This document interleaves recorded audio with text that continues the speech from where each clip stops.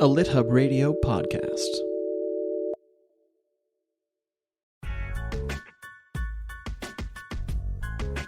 Hello, actors, performers, narrators, and public speakers. I'm Grant Faulkner, writer, sometimes speaker, sometimes podcaster, sometimes reader, and I'm here with my co-host Brooke Warner, who I've heard you give toasts, Brooke, in public, and I've watched you give a TED Talk way back. And so I'm mentioning all this public speaking because we're here today to talk about a topic that many writers don't really engage in a whole lot, and that's how to best read their work in public and how to speak in public in general, really. So I say that, Brooke, because I feel like many writers get good enough at reading in public. You know, they're adequate, but they don't put a lot of work into it or thought into it because they're most interested in putting all that thought and work into writing their stories on the page. And I'm talking about myself here as well, of course, because I trained myself to take risks and be vulnerable on the page, but I'm definitely more sheepish and shy off the page, despite being somewhat extroverted. And most of my thoughts on craft are about the craft of writing, not the craft of reading what I write. So I wondered how you feel about the performance side of writing. You know, I know you don't read your work like fiction writers or poets or memoirists might, but you have given some big speeches in public appearances, as I mentioned. So I'm curious if you have consciously worked on yourself as a public speaker. I mean, the TEDx talk was the first time I consciously worked on myself as a public speaker. It changed how I present. I learned some things about projecting, about how to carry myself, gestures and things like that. Because before that talk, one of the most memorable experiences I had was when someone in an audience at a presentation I gave many years before my TEDx talk, by the way, but she came up to me afterward and she had counted how many times I said, you know. Oh my God. I may have told this story before actually, because it just stayed with me. However, she didn't deliver it in a mean way. And it actually did change my presentation style because I became more conscious of not trying to fill dead air with ums and you knows. I let myself pause more. With regard to reading, I think the more you read aloud, the better you get at it, of course. And I've done a few classes where a teacher has read and it's terrible with all of the stumbling and the faltering. And that's, you know, obviously challenging. So I'm grateful that I grew up in an environment where I read aloud a lot with my mom at church growing up. And then later in high school, I had teachers who encouraged reading aloud and memorizing. And I think all that stuff obviously helps. You know, it's abundantly clear to me that this topic we're talking about is something that you get better at with practice. I do still say, you know, a lot, but I don't say it as much as I used to. And I also know, Grant, that you used to have a terror of public speaking, which you've gotten over. But what's your experience of reading in public, which is different than a talk? Yeah, it is. And I have seen transcripts of my talks that include the ums and the you knows. And man, it makes you so self-conscious. I can't imagine. I'm just imagining this woman tallying yours. I know. I was like, oh, thank you so much. Yeah, I'm like, just listen to the speech, you know? But yeah, I didn't read at all in public for years and years, decades even. And when I was getting my MFA, one of my professors told me that's only recently in literary history or history itself where people think of an author's voice as being able to give voice to a story. So before that, in like the 1800s and beforehand, writers paid actors to read their stories. And I actually always thought that made sense because most writers are like me. They write for the page to be read, not to read.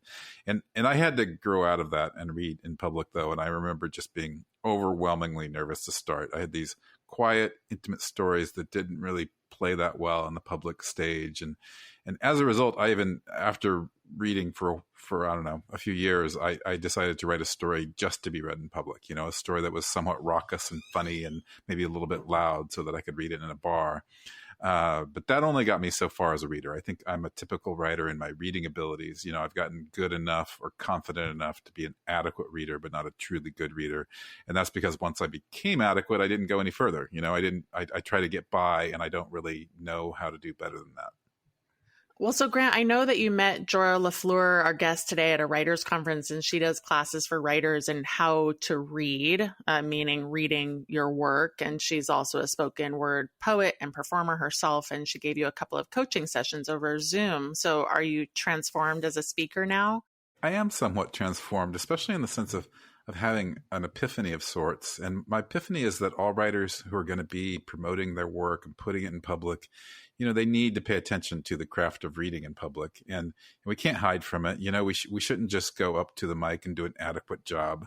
We have a listenership in addition to a readership, so we need to find ourselves on stage and be confident. And I know that I've gotten better as a reader over the years simply because I do it a lot, so I'm not so nervous or anxious, and I have a couple of tricks up my sleeve, but not too many. And working with Jorah, though, made me realize how much further I need to go, so it was cool. I'll just give one example of what we did. She took one of my 100-word stories called Dear X, and it's basically a series of letters, as I imagine them being sent back and forth between two ex-lovers. So it's kind of like dialogue, or kind of like text going back and forth. And the story is meant to be a little bit funny, but also disturbing because it deals with the two sides of a breakup, the lover who is in horrible pain and the one who doesn't seem to care. We oftentimes play out these patterns, it seems. And anyway, Jorah coached me to read each character separately so I could essentially focus dramatically on an individual character and to work with contrasts and pauses and different rhythms. And then she read the other character that I wasn't reading, and then we switched. And just hearing her, and doing this dramatically, but not like dramatic. I wasn't like an actor, but it helped me think about how I best wanted to read it. And I think what was great is that I actually have a somewhat flat reading style, one that is probably a type of shield. And Jorah helped me get out of that box and to expand the emotional range of my work. And it's going to take a lot of practice, though, and taking risks in public while I'm reading. So I'm curious, Brooke, when you were practicing your TED Talk, did you notice anything about your voice or delivery that you wanted to consciously change, or do you have any tips for listeners? We've been on stage a fair amount together, but that's different than reading. But that said, you've always been just like you are in life, except on stage, of course. The stage itself changes you. So anyway. Yeah, I mean, I'm conscious of being authentically myself on stage, so I certainly wasn't trying to change my voice or, well, maybe my delivery. I mean, I wanted my presentation style to be strong. TED is weird because you stand on an open stage. The red dot is there. And so you'll see if you watch a lot of those talks that sometimes people stay inside the dot. Sometimes people walk around the stage or trample over the dot. And it's kind of an interesting thing to watch, how people interact with the dot and also with the audience. I am not some great orator. I didn't try to change my style to see some people who really seemingly do. And for me, the point of the TEDx talk was to be myself, to share my vision of and for the publishing world. I wasn't sure, though, that I would know what to do with my hands because you're not holding a mic, and I didn't want to be awkward. And so I got some coaching around that specifically. I actually had 2 coaches. Another thing I did was practice in front of people. And that was funny because it was harder than I thought. Like 2 things, actually, both the act of asking people if they would come over to my house so that I could perform my talk, and also performing for an audience of 1. But it was great practice because it was really actually more uncomfortable for me to do the talk in front of 1 person than it was in front of an auditorium of 400. And it's not to say that it wasn't, the auditorium part was scarier and I was more nervous, but it was more awkward in front of 1. So that was sort of a good lesson. The venue really does matter because I've done a number of keynotes behind a podium with a microphone. And I will say that's an easier gig because when you have to have your body out in front of the audience, it's much more exposing and vulnerable.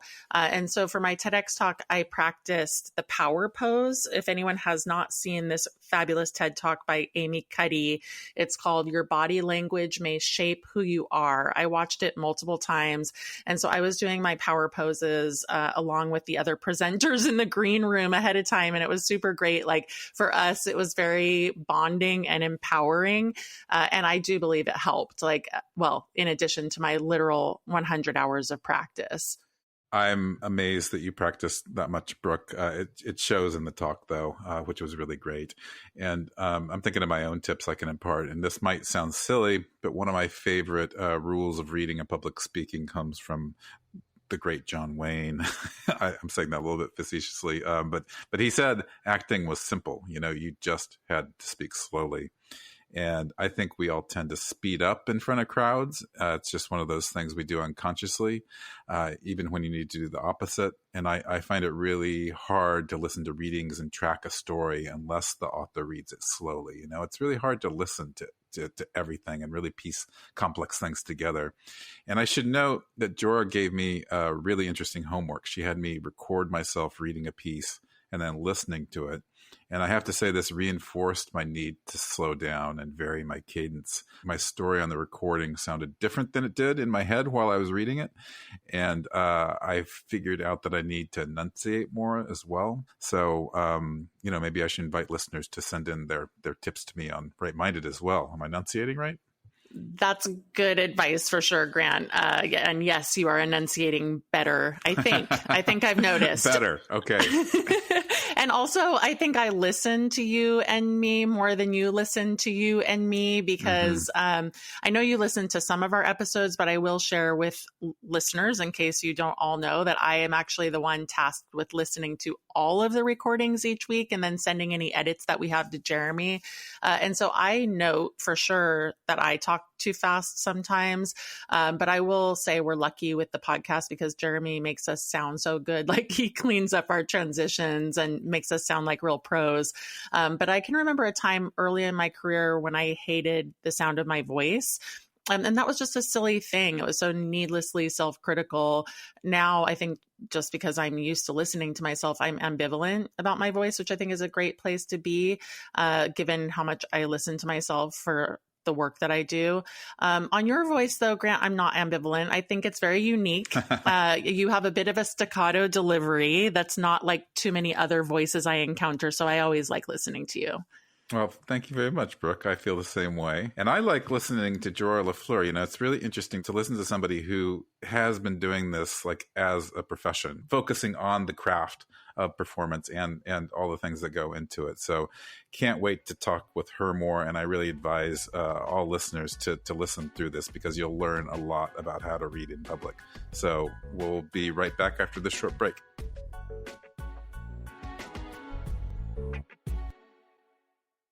Welcome back, everybody. I am super excited to introduce the exciting Jorah LaFleur, who is a writer, performer who has been playing with spoken word poetry all of her adult life.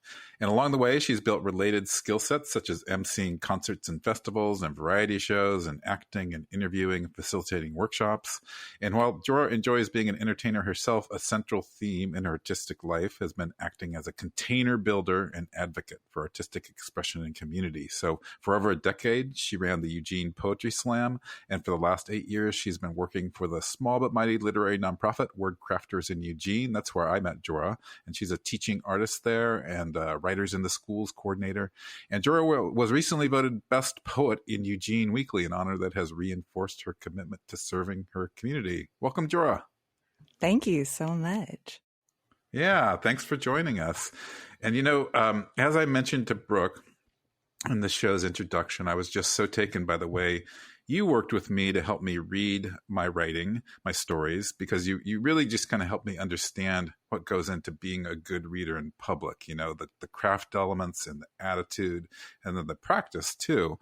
And I was wondering if you could tell us a bit about your history as a performer and a poet and how you got here, especially since I noticed you describe yourself as a container builder and advocate for artistic expression and community. What a wonderful thing to be. Absolutely. So yeah, two parts to that. As usual, there's kind of like the plot points, and then there's my nature as a character in terms of how we arrive somewhere. So the first time I ever wrote an original poem, memorized it, and performed it in front of thousands of my peers, I was 17. I was graduating, and it was one of those moments where you experience something that forevermore will be a part of you because something hits. And I think there is, there are themes that came to me young and have never left around the experience of words as a vehicle for connection. So I'm a very introverted extrovert or extroverted introvert. Whenever I describe myself, writer has a slash with performer. For me, they have always been really intricately connected. That might be because I'm incredibly impatient. I work with all these wonderful writers and I'm like, I can't believe y'all, you have so much patience. And then people experience your art and you're not there with them, So I have this desire to be in the room live with people when the words are being transmitted and they become this sort of living energy between us on a very deep level. I think that probably has something to do with the humanity connected to oral tradition. Like there is just something hitting into a very, very deep place. On a personal psychological level, there's probably something about like my dad wasn't a good listener. We all have the things, right? We're trying to be like heard somewhere. So yeah, I started writing and performing young, and that continued all through my college years. I ended up working in a lot of different spaces that are not necessarily traditionally literary. I often performed on stage with musicians. I hung out with the theater people. And when I moved back to Eugene after college, I was gone for about 10 years. I came back to Eugene and someone had started a poetry slam. This was a real time for the National Poetry Slam. We were in the era of Def Poetry Jam being on HBO. So spoken word was having like a real, I think, movement. There's all these different modern incarnations of this human thing that's been happening forever. So I came back here. And the poetry slam was happening, had been happening, and the woman who started it was ready to move on. And so she handed it to me. I ran it for over a decade. And I think that one of the best ways to get better as a reader is to be a host of other readers. And so all the reasons that I loved performing also became reasons that I loved creating containers for others to read. It is one of the fastest tracks to, I think, really healthy intimacy with strangers. Super cool. I love it. You say that no matter how much we intellectually prepare in advance, how we feel in our bodies will play a great part in how we read in public. So tell us more about why that is and what you might recommend an author do to be best attuned to their bodies. I have a line in a poem where I say, it's at the times that I love you most purely is kind of the setup for it, is like when your hands betray you as you stand on stage, paper shaking. I think it is almost unavoidable. I know very few people who do not have some kind of physical thing that happens in the body when they are preparing to perform, to read. I think it takes us into this very inherently vulnerable act. So however sort of like casual or light on a certain level we might feel about it, our body knows that we are allowing ourselves to be seen and heard for something that we created. And there is something really, really raw and naked and tender about that. So stuff happens in the body in response to that. It's a high stakes situation, even if it's a small reading. And so I think the fundamentally like giving ourselves grace and acknowledging that and not being surprised when it happens. It's like the best starting place. Like, this is going to happen. Mm-hmm. So then in terms of preparing, I also think there's an element of the same way you would prepare for any kind of activity that utilizes the body. Because when we come into performing, it's like the vehicle of the physical body and the voice. So this gets really practical. Do you want to do some stretching beforehand? I always suggest, even if you're sitting in a chair, some shoulder rolls, some neck rolls, the same as a singer might do or an actor might do. How about some nice little vocal warm-ups? Maybe we have some tea. Maybe we think about not having a meal that's too heavy or too light. All the things that the body needs in order to feel both grounded, but also kind of energized and available. And everyone's different. If you're the kind of person who has a lot of nervous energy, you might need to do some jumping jacks or some push-ups or take a quick walk around the block. If you're another kind of person, or maybe you're both, I'm both, you might want to do some deep breathing exercises. So just knowing that your body is going to have sensations arise, and then having a little plan and a little ritual for some of the things you can do to set yourself up for success, I think can go a really long way. I love that, Jorah. And this is a different type of training or stretching, my question. When you did the training with me, you had me read part of Twinkle, Twinkle, Little Star in a high voice as you read another part of it in a lower voice. And I have to tell listeners that no one in my tiny house knew what the hell I was doing. And I was just sitting in my bedroom, giving a very squeaky version of Twinkle, Twinkle. So I'd get up and close the door and later explain to my family what I was doing, which was an interesting experience. But anyway, you were warming me up and helping me feel loose, kind of like those body exercises, but also expanding my vocal range so that I could get more contrast to my reading. I feel like I read within this very narrow bandwidth of expression. So tell us what contrast is and why it's important in a reading. If there's one nugget I could give to anyone who wants to make their reading more dynamic and play with the art of gaining and holding attention, it is the power of contrast. When we are like little babies, if someone plays the hide and seek game with us, we are thrilled, right? All you have to do to make a baby laugh is go away and come back, go away and come back. And I don't think that ever totally leaves us. The way this shows up in a reading is that when we listen to someone who chooses one kind of narrow tonal range, it's easy as an audience member to sort of, even if you're trying really hard to pay attention, even if you care, you naturally start to tune out a little bit. So if I elect to use one very soothing poetry voice and my whole reading sort of stays in this pattern, it definitely might help you fall asleep.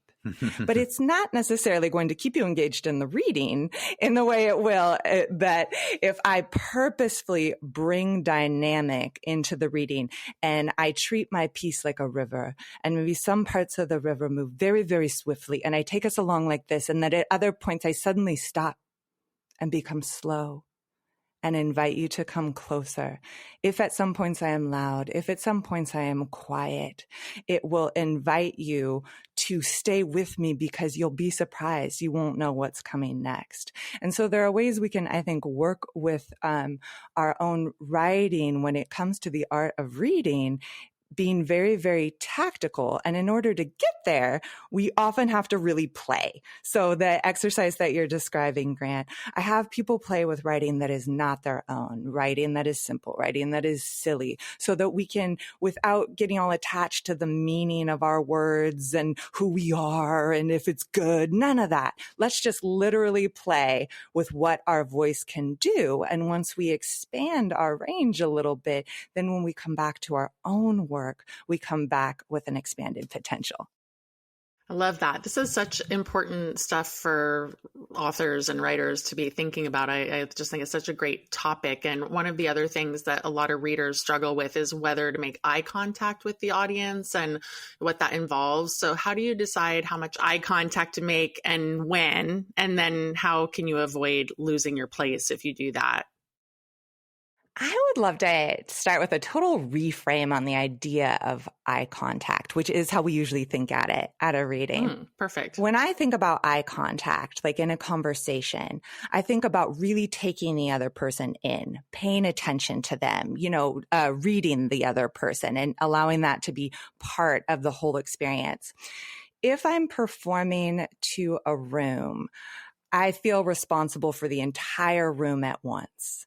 And it actually doesn't help me very much to think about eye contact as much as it helps me to think about connection. And I want to connect with the entire room at once. So everyone has different things that work best for them. What works best for me is to have a gaze that tends to go towards the back of the room, that sweeps around, never fully landing anywhere for very long, because I don't want to get involved with any one person's face. I don't want to start reading specific people in the audience and let it affect what I'm offering, because it will affect my ability to connect with everyone all at once. And I think that what really is happening when we look up, if we are reading from the paper and we look up, it is not so much that we need to make eye contact. It is that we need to allow ourselves to be fully seen. So when we watch a piece of film that really affects us, so much of what's going on is in the eyes, and it's in the face, and it's in the body. And so when you look up at a reading, you're really inviting your whole vehicle to help you transmit meaning. And so instead of like eye contact, like how much should I see them? How much are you letting them see you?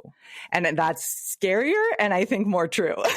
So on a practical level, a concept that I teach around is called anchor lines. So what I suggest that you do is go through your piece and choose a few places, a few key lines, and either memorize them or just read them so well that you're really, really familiar, like highlight them on your page. So if in a piece I've got just a few lines memorized, then my brain's not like, oh, should I look up now? Did I look up enough? No, you know when, you've chosen them specifically. It's in service to the whole piece.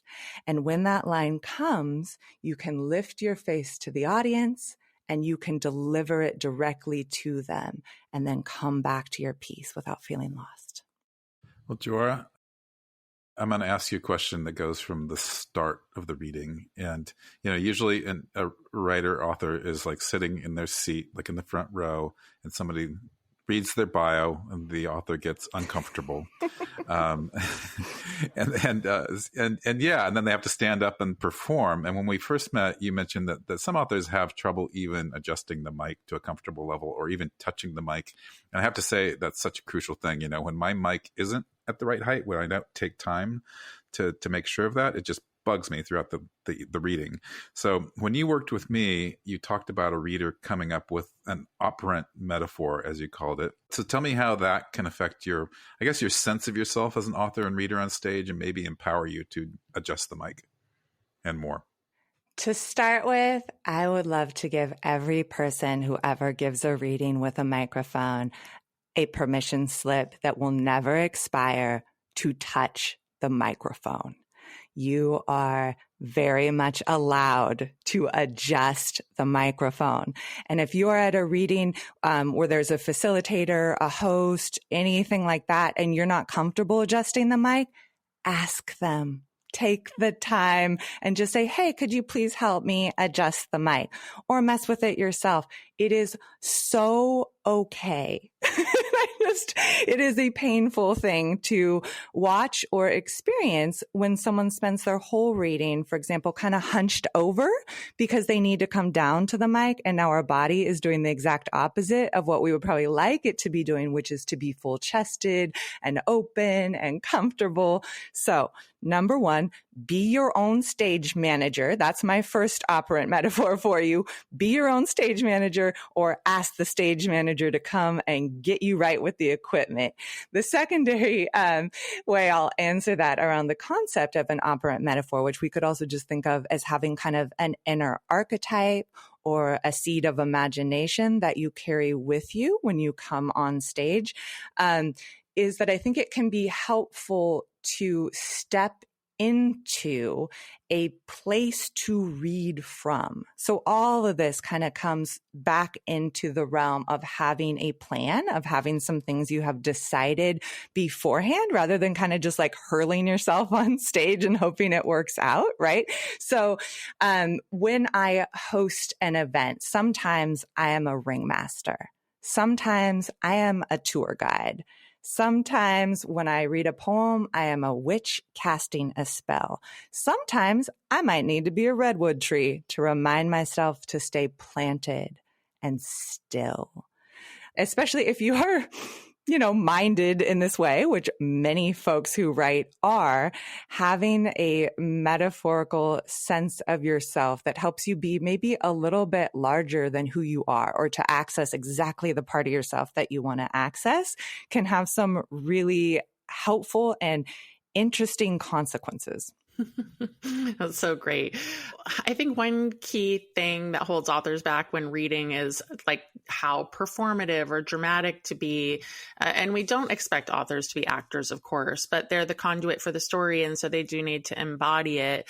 At the same time, many writers write to be read, not to be heard, as Grant said earlier. And so I've seen this happen lots of times. You know, they're like up at the mic, kind of, you said, hunched over, looking like they want to sink into invisibility. How do people find that balance, or how do you help people find that balance? Figuring out what is honest and comfortable to one's own voice and the voice of each individual piece is at the heart of working with the art of lifting from page to stage. So when you mention like feeling like you have to be very dramatic, and especially if you're like, I am not a dramatic person. I have chosen an introverted thing that I do alone. Now you're asking me to connect with people in this very public way. I think we have to lean into each person's strength. The way that one person reads something is going to be so different from the way that another person reads it. And stretching into concepts like using the power of contrast or inviting in the right archetype that helps, it all has to stay really centered in like, who am I and what is going to feel honest? Because that is always where the power of connection is going to reside primarily on stage, the same way it is on the page, right? Like we have this feeling of what rings true. And so as a starting place, I think doing some of that, like I have a gift to offer. If my voice is very soft and my range is only a certain amount, great. That still works. Like, let's start with you're good how you are. And let's play from there.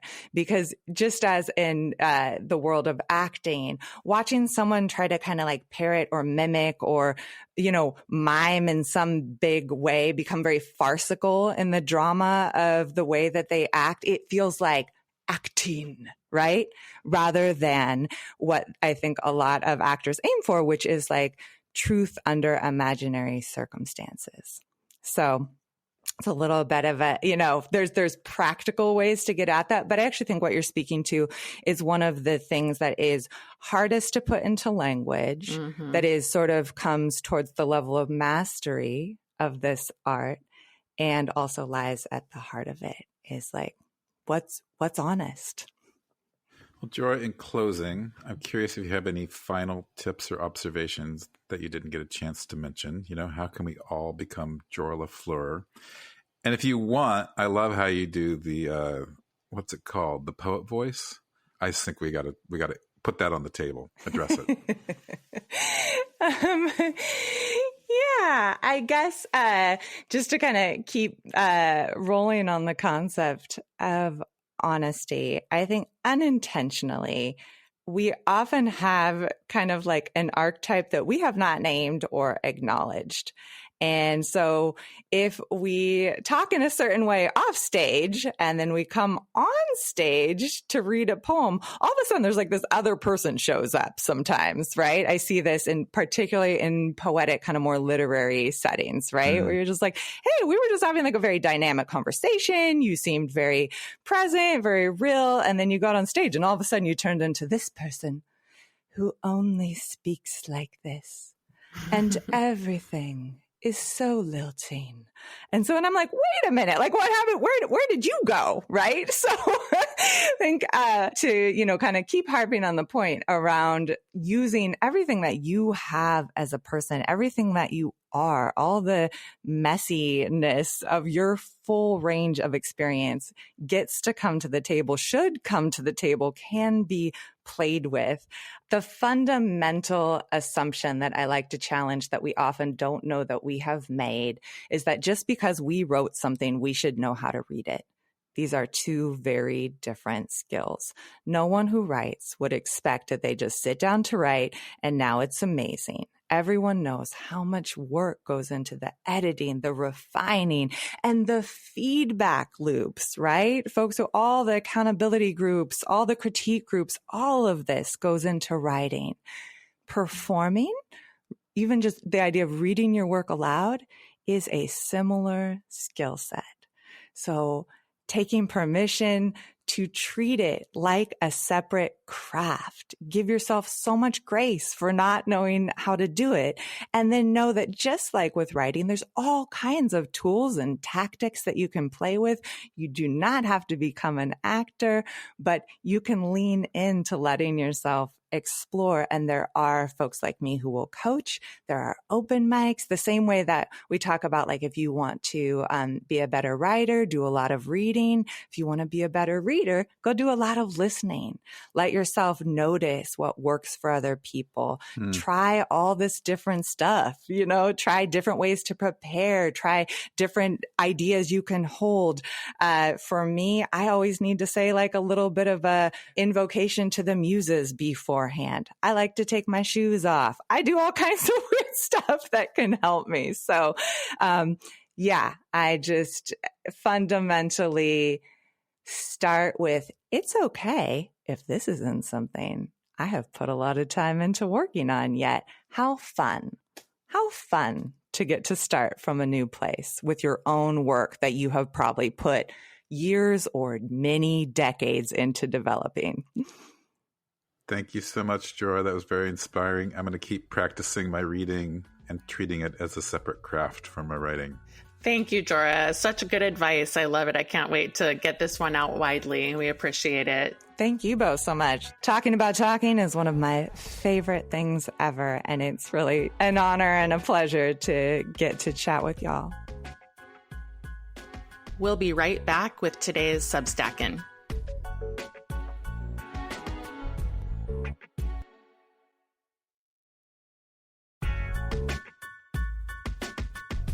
Well, for this week's Substackin' Brooke, I want to highlight one of my favorite guests and favorite writers, Maggie Smith, the poet, memoirist, and now pep talker. And Maggie has this inspirational Substack called For Dear Life. And here is its description. She says, I hope this will be a more personal, more durable space for us to create the kind of community we can't create on social media. A place to talk about writing, share ideas, and be inspired. A place to experiment and try new things. I'll share behind-the-scenes looks at poems and essays, craft tips and writing prompts, teacher resources, writing advice via Pick My Brain Q&As, sneak peeks at new drafts and book projects, and curated lists of things that are bringing me joy. That's a lot. But Maggie has a lot to give the world, and I just love her Substack and want to recommend it. Yeah, well, and she has a new book, Dear Writer, which was spawned by her pep talks on the Substack, which kind of reminds me of the fact that you wrote a book about pep talks. I know. I think she should give me a little cash coming my way, I guess. I don't know in the pep talk genre, though. But yeah, I just started reading that book, and maybe as a way to feature both the Substack and the book, I thought we could each read a tip or an excerpt from one of her pep talks that is a Substack newsletter. Yeah, I'm game. I love it. I like this quote, this moment from when Maggie goes to her son's school to give a writing pep talk and speak to the school. She was taking all the typical questions, and then one girl up front asked, did anyone ever try to stop you? And Maggie writes, wow. Talk about a pointed question. This is what I told her in so many words. If anyone has tried to stop me, it's been that little voice in my head that says I'm not good enough, or no one will care what I have to say, or my idea isn't very interesting. And my job is to turn down the volume of that voice, the inner critic, we sometimes call it, and believe in myself and keep going. And I hope you do that too. So she didn't know what the takeaway would be for these students, but then she received a huge envelope of bundled homemade thank you cards from the students. So sweet. Overwhelmingly, they thanked her for her answer to that specific question, which showed how much they were listening and how much the kids need the same pep talks as the adults do, which I think is a great insight. Yeah, it definitely is. And I was definitely so touched by that. And it's a good reminder that kids aren't really different from us in this realm. We keep discovering that. Kids are humans too. They're just like adults. But since I pitched a book on rejection last year, as I've told listeners many times, I, of course, liked her rejection essay, especially this part. She says, every no makes room for a yes. Picture your CV or resume. It's a few pages or many pages if you're a longtime academic of accomplishments, experiences, and awards. It's all of the yeses in black and white. Now imagine if you had a CV or resume of every no you've ever received, every job or promotion you didn't get, every rejection from an editor or publisher, every grant, award, or fellowship you didn't land. So that's your shadow CV, she says, and it's many, many pages longer than your actual one. Each of us has racked up many more no's than yeses, and those no's are often invisible to others in the shadows. We might not share them, but they're there. And you got to get through the no's to get to the yeses. Yep. And that is exactly why we're here each week. I feel like, getting through the no's to get to the yeses is part of what inspiration is all about. And we are talking about this stuff all the time. We're also writing a lot on our Substacks about that very topic, staying the course, inspiration, things like that. So we just want to say, thank you for this Substack-in section. It gets us thinking, makes us think about the ones that we want to give shout outs to, and also keeps us super motivated on our own. Please also note that next week's episode is one in which Grant and I have a huge announcement to make. So please stay tuned. We're super excited about it. More to come. And we will make you wait the entire week before we let you know what it is. But it's big. Right, Grant? It's super big. It's bigger than you even know. So we'll be in your feed next week.